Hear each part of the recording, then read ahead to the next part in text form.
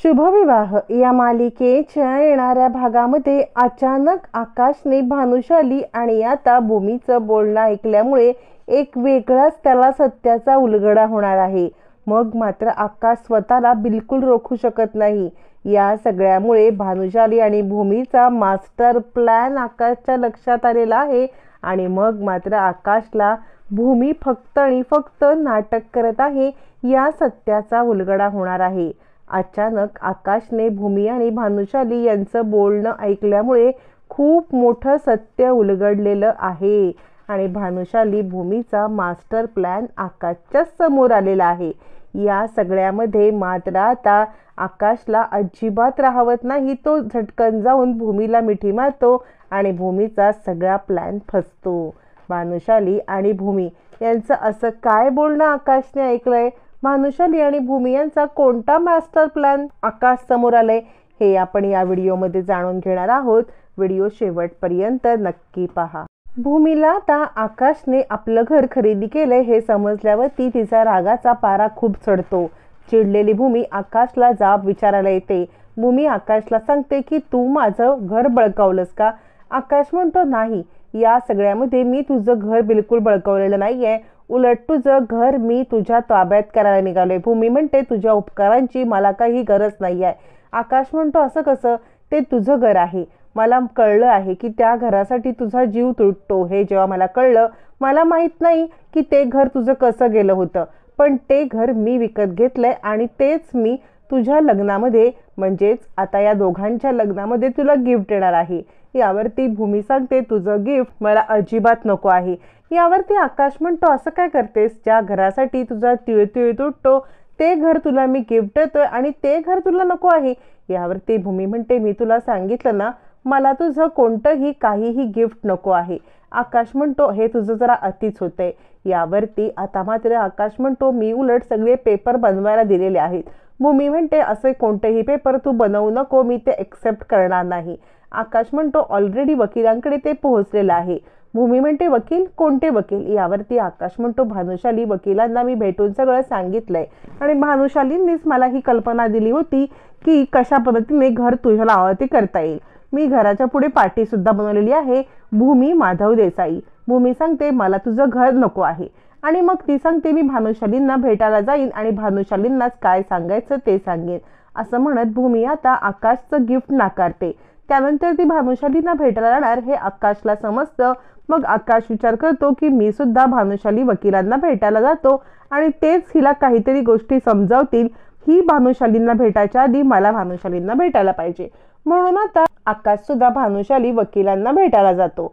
पण या सगळ्यामध्ये आकाशला माहित नसतं की तो भूमी आणि भानुशालींचं असं काही बोलणं ऐकणार असतो की ज्याच्यामुळे आकाशला जबरदस्त धक्का बसणार असतो आणि पण हा धक्का हा सुखद धक्का असणार असतो। आता मात्र आकाश इकडे भानुशालींना भेटायला निघतो, भूमी सुद्धा भानुशालींना भेटायला निघतो। मग आता भूमी घरी येते आणि बाबा हा स्वतःला समजतो काय आकाश महाजन आपलं घर त्याने बळकावलं आणि तेच घर माझ्या नावावरती करतोय? यावरती माधवराव म्हणतात तुझा काहीतरी गैरसमज झालाय। त्याने आपलं घर बळकावलं नाही, आपलं घर कर्ज असल्यामुळे ते सगळं महानगरपालिकेने अवैध म्हणून आपलं घर हे केलं होतं। यावरती भूमी म्हणते मग त्याला कसं काय हे घर मिळालं? ही प्रॉपर्टी महाजन आकाश महाजन यांच्या नावे आहे असं मी पाहिलं आणि तो मला आता सांगतोय की ती प्रॉपर्टी ते माझ्या नावावरती करणार आहे। माधवराव विचार करतात खरंच म्हणजे आकाशरावांचं जितकं कौतुक करावं तितकं कमी आहे। भूमीसाठी ते किती विचार करतात। आता मात्र इकडे भूमी चिडलेली असते आणि ती सांगते भानुशाली वकिलांकडे त्याने आता पेपर घेऊन चाललेला आहे, त्याआधीच मी भानुशालींकडे जाणार आणि त्यांना सांगणार आहे की या सगळ्यामध्ये तुम्ही त्याची मदत करू नका, मला त्याचं घर वगैरे काही नको आहे। माधवराव म्हणतात तू जरा शांत घे की, आपण त्यांचे जे पैसे असतील ते हळूहळू फेडू की। भूमी म्हणते बाबा तुम्हाला पण माहिती आहे की आपण त्यांचे इतके पैसे नाही फेडू शकत। माधवराव म्हणतात हे बघ तू शांत हो बरं। असं म्हटल्यावर ती भूमी सांगते मी भानुशाली वकिलांकडे चाल। आता मात्र भूमी प्रशांतला घेऊन भानुशाली वकिलांकडे येते। प्रशांत आणि आता भूमी भानुशाली वकिलांकडे आल्यावरती प्रशांत आता बाहेरच थांबतो आणि तो आता बाहेर थांबून भूमी त्याला सांगते तू इकडेच थांब मी येते। पण भूमीला माहित नसतं की आकाश हा सुद्धा लपून छपून तिकडे आलेला असतो। आकाश लपून छपून हे सगळं पाहत असताना भूमी भानुशालींकडे येते। भानुशालींना भूमी म्हणते, आकाश महाजन तुमच्याकडे आले होते का? भानुशाली म्हणतात हो, आणि भानुशाली पेपर समोर करतात.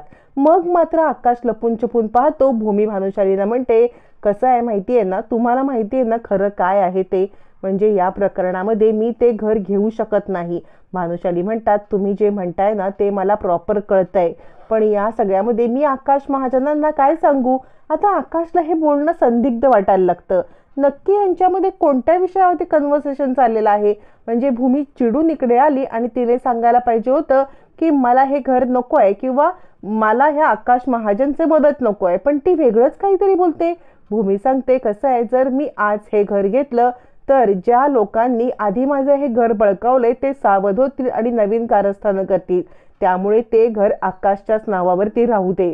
असं म्हटल्यावरती भानुशाली म्हणतात, मला तुमचं म्हणणं कळतंय, पण या सगळ्यामध्ये आपण काय सांगायचं? भूमी सांगते, तुम्ही त्यांना सांगा की मला हे घर घेणं मान्य नाहीये, त्यामुळे घर सध्या तुमच्या नावावरतीच राहू दे. आकाश हे सगळं कन्व्हर्सेशन ऐकत असतो. त्याच वेळेला मात्र आता भानुशाली म्हणतात, पण हे असं नाटक किती दिवस चालू ठेवायचं? भूमी सांगते, जोपर्यंत सगळ्या गोष्टी नॉर्मल होत नाही आणि आमच्या विरोधात कोण आहे हे स्वतः आकाशला समजत नाही, तोपर्यंत हे नाटक ठेवणं चालू मला भाग पडणार आहे. असं म्हणत भूमी आता आपल्या मतावरती ठाम असते. आकाश लपून छपून सगळं ऐकत असतो आणि तो विचार करतो, नक्की यांचं कन्व्हर्सेशन कशावरती चाललंय? मग साधारण आकाशला कल्पना येते, काहीतरी पाणी मुरतंय. यावरती तो अधिकच आता उत्सुकतेने सगळं बोलणं ऐकतो. भानुशाली म्हणतात, हे बघा, हे सगळं ना नाटक करणं खूप अति होत आहे. म्हणजे आता तुमच्या या वागण्यामुळे आकाश महाजनांना त्रास होतोय. तुम्ही त्यांना आठवत नाही हे सगळं बोलताय, त्यामुळे त्यांना खूप त्रास होतोय. भूमी म्हणते, हे त्याच्या भल्यासाठीच आहे. मी जर आत्ता त्याला सांगायला गेले की आपल्यासाठी किंवा आपला जीव घेण्यासाठी कोण त्याची माणसं तयार आहेत, हे तो मानणार नाही. आता मात्र आकाशला कळतं की भूमीला सगळं आठवतंय, भूमी फक्त नाटक करते. मग धावत जाऊन आकाश मात्र भूमीला मिठी मारतो, गच्च मिठी मारतो आणि आकाश रडायला लागतो. आणि भूमीला काही कळायच्या आत आकाश म्हणतो, मला सगळं समजलंय, थांबव हे नाटक. तू जे सांगशील त्याच्यावरती माझा विश्वास आहे. तू ज्या व्यक्तीविषयी बोलशील त्यावरती मी विश्वास ठेवायला तयार आहे, कारण माझ्या आयुष्यामध्ये दुसरं कोणावरती विश्वास ठेवण्यापेक्षा तुझ्यावरती विश्वास ठेवणं हे महत्वाचं आहे. मग मात्र भूमी आता गडबडते. काय करतोयस तू हे सगळं? असं म्हणत ती आकाशला दूर करते. त्यावरती आकाश म्हणतो, आता तू नाटक करून काही उपयोग नाही, मला समजलंय सगळं. भूमी म्हणते, काय समजलंय? आकाश म्हणतो, तू नाटक करतेस हे मला समजलंय. भानुशाली म्हणतात, मला वाटतंय की आकाश महाजन यांना सत्य समजायची वेळ आली. भूमी म्हणते, कसलं सत्य? आणि भूमी काही सांगायला तयार नसते, पण भूमीला सगळं आठवते. ती फक्त नाटक करते हे आकाश समोर आले. आता भूमी हे सत्य मान्य करणार का? भानुशाली हे सत्य सांगणार का? हे मात्र पाहणं रंजक ठरणार.